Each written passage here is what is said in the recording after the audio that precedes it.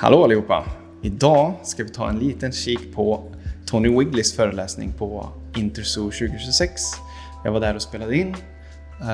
Han argumenterar för varför reptiler är de bästa husdjuren. Rent objektivt då alltså. För subjektivt så kan du ju gilla hundar, hästar, katter, vad det nu må vara. Och ni kanske undrar vem Tony Wigley är. Tony Wigley är från Responsible Reptile Keeping, där han förespråkar ansvarsfull reptilhållning, där djurvälfärd och kunskap och rätt förutsättningar står i centrum. Without further ado, här kommer klippet.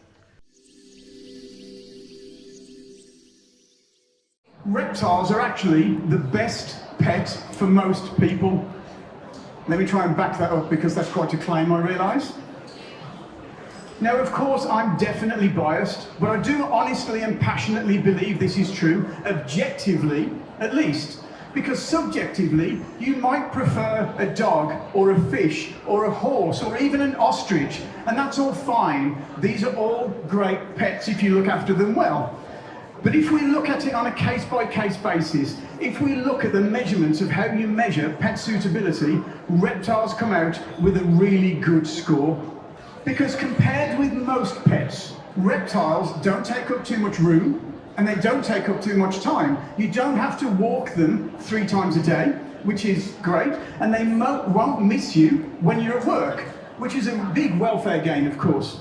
And while you're at work, they won't destroy your house, they won't chew your furniture, and they won't leave hair and other stuff all over your house, which is great for tenants who might want to get their deposit back from their landlord. And reptiles are also very unlikely to become invasive because, as we know, when a reptile is not in its enclosure, they don't do very well. They rely on those enclosure parameters. So they're not going to escape into your back garden and eat all of the local wildlife. So that's another reason why reptiles are great pets. And unlike most pets, you're very unlikely to be allergic to them because they don't have any feathers and they don't have any fur. So that's another reason why reptiles are great pets. And while we're talking about ways that reptiles can make you ill, reptiles are very unlikely to give you diseases. There's only one kind of disease that you can really get from a pet reptile, and that's salmonella. But to catch salmonella from your reptile, you either have to be very, very unlucky or very, very stupid. So reptiles are actually the second safest pet you can keep. The first most safe pet is of course fish. But reptiles are very, very harmless, most species. So they're not going to bite the postman. And contrary to the headlines in the press, they're not going to eat your children.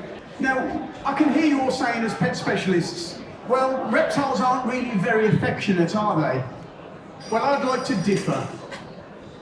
Reptiles are actually really affectionate, but in their own way. They don't wag their tail and they don't sit on your lap and purr, but reptiles are very affectionate, and this is just 2 good examples.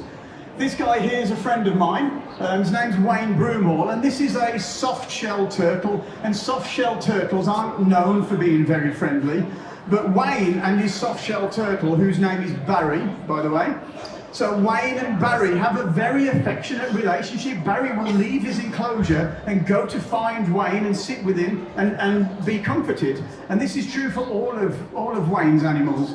And in the second picture, this isn't a friend of mine, this is actually my friend's daughter, a guy called Ed Takoa. And his daughter's best friend is a 13-foot reticulated python that she's had since she was 2 or 3 years old. So reptiles are affectionate in their own way.